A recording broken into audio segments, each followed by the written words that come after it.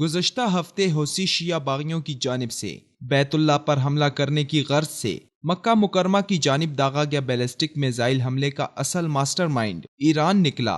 ایران کی سرپرستی میں یمنی حکومت کے خلاف مسلح بغاوت کرنے والے حوثی شیعوں کو ایرانی سپریم لیڈر علی خامنئی کی خصوصی ہدایت پر بیت اللہ پر یہ حملہ کیا گیا۔ اس حملے کو عرب اتحاد کے جدید دفاعی نظام کی مدد سے ہوا میں ہی ناکام بنا دیا گیا تھا۔ دور تک مارک کرنے والے بیلسٹک میزائل کے پرخچے مکہ مکرمہ سے 65 کلومیٹر دور مقام پر تباہ شدہ حالت میں ملے۔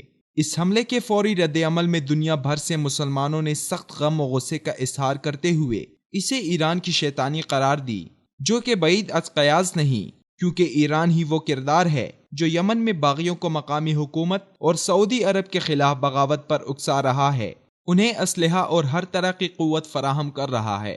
ایران کی اپوزیشن کی جلا وطن رہنما اور قومی مزاحمتی کونسل کی چیئرپرسن مریم رجوی نے یمن کے حوثی باغیوں کی طرف سے مکہ معظمہ پر میزائل حملے کی کوشش کی شدید الفاظ میں مذمت کی ہے۔ ان کا کہنا ہے کہ ایران نواز حوثیوں نے میزائل حملہ ایرانی سپریم لیڈر آیت اللہ علی خامنئی کے حکم پر کیا ہے۔ اپنے ایک بیان میں مریم رجوی نے کہا کہ یمن سے مکہ کی طرف میزائل القدس فورس نامی تنظیم کی نگرانی میں داغا گیا، جسے براہ راست ایران کی سرپرستی حاصل ہے۔ انہوں نے مکہ معظمہ پر میزائل حملے کو عالم اسلام کے خلاف اعلان جنگ قرار دیا۔ مریم رجوی نے اپنے بیان میں ایرانی رجیم کو ایک بار پھر مسترد کر دیا۔ انہوں نے کہا کہ ایران میں مسلط نظام نہ تو انسانی ہے اور نہ ہی اسلامی ہے۔ ایران کو اسلامی تعاون تنظیم کی رکنیت سے نکال باہر کیا جائے اور پوری اسلامی دنیا ایران سے بائیکاٹ کا اعلان کرے۔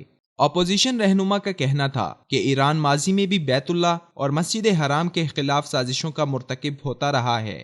سن 1986 میں ایران نے مکہ معظمہ میں دہشت گردی کے لیے دھماکہ خیز مواد وہاں پہنچایا، اور سن 1987 میں حج کے موقع پر بھگدڑ کی سازش ایران کی طرف سے کی گئی تھی، جس میں 400 حجاج جاں بحق ہو گئے تھے۔ خانہ کعبہ پر قبضے اور حملے کے خواب دیکھنے والے ایران نے دراصل یہ حملہ نظریہ ولایت فقیہ کے تحت کیا۔